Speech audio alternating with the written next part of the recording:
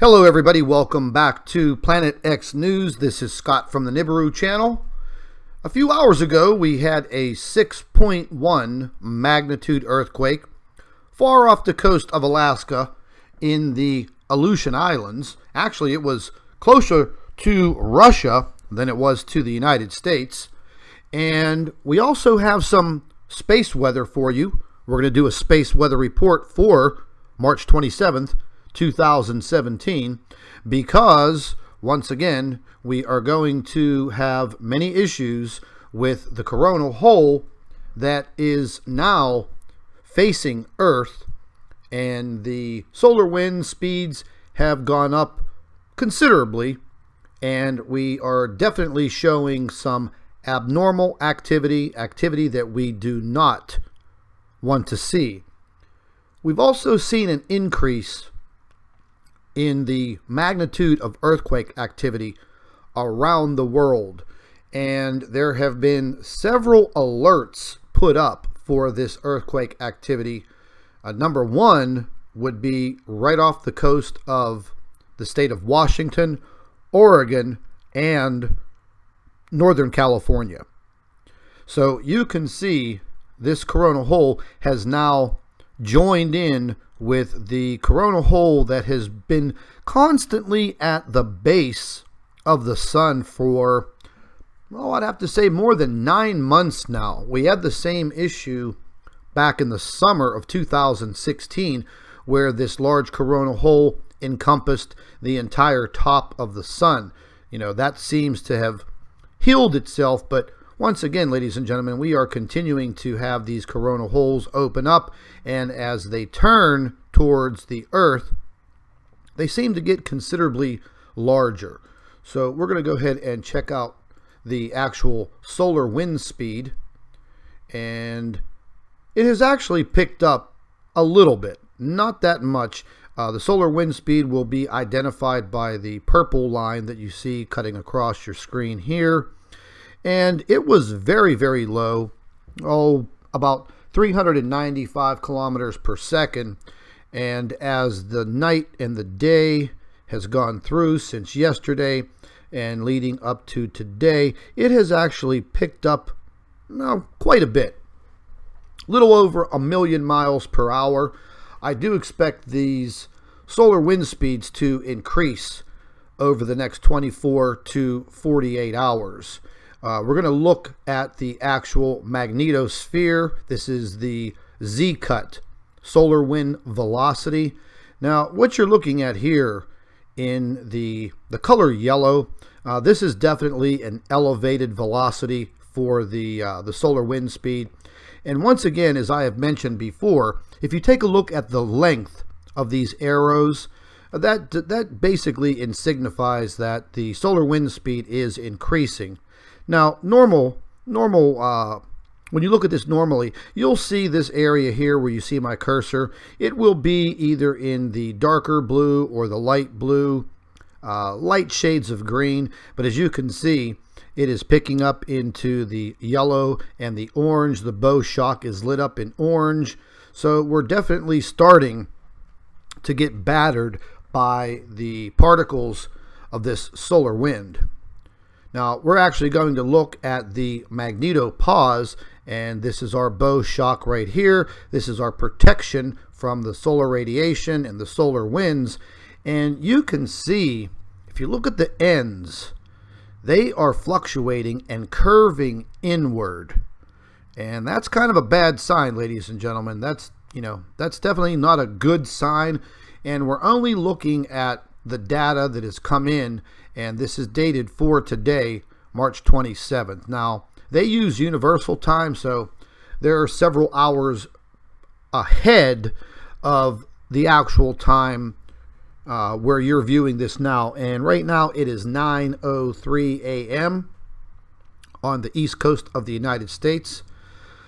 So I think we are going to be in for a definite rocky ride as far as the earthquake activity and also solar radiation, and we're going to get into that in a few minutes.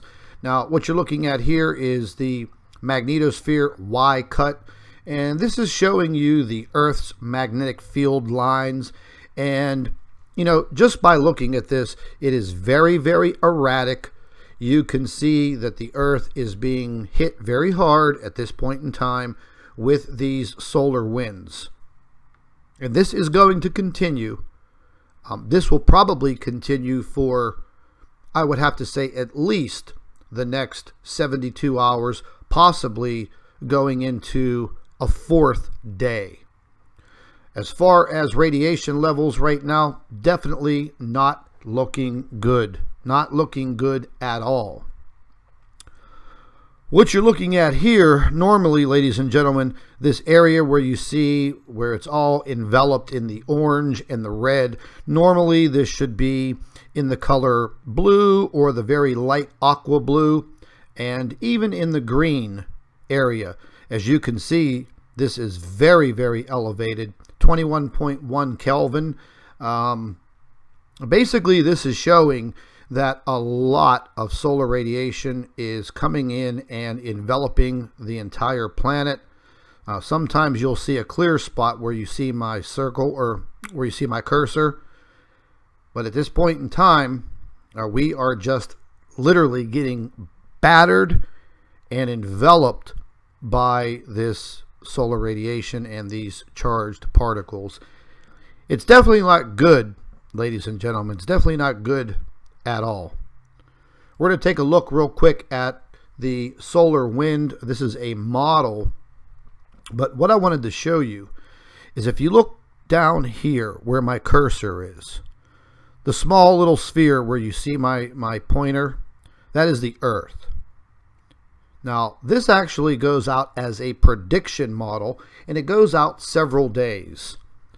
But if you look at the counter here, March 25th, 26th, and then going into today, you will see all of this energy bursting from the sun. Here's my cursor. There is the sun right there.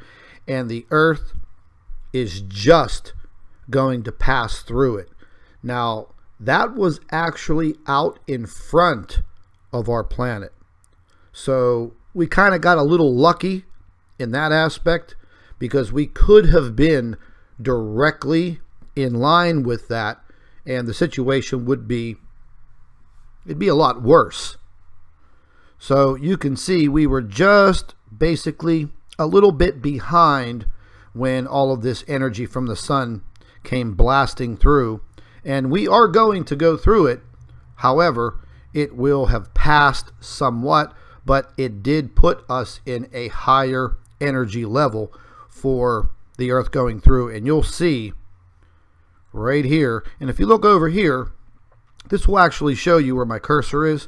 This will show you how this just passed right over the Earth, but the more intense solar wind is behind us. So that's kind of a good thing. But once again, we are faced with this pretty big coronal hole. Once again, this just seems to be non-stop over the past, well, I'd have to say 18 months now. I also want to remind everybody, tomorrow at 2 p.m., we're going to be interviewing and introducing our physicist, and she's going to be going over some information with us. A lot of what she has to go over will be pretty technical information, and we're going to try to hold some type of a question and answer. So if you have some questions, you'll be able to ask those questions if you are in the live chat. This will be at 2 p.m. Eastern Time tomorrow afternoon. So we will definitely try to get these questions answered. Also, in about an hour from now, I am going to go over 2 papers that she has submitted.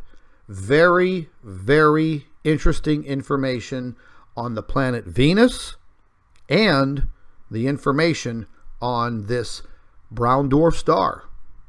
So this is Scott from Planet X News and the Nibiru channel. Thank you for watching.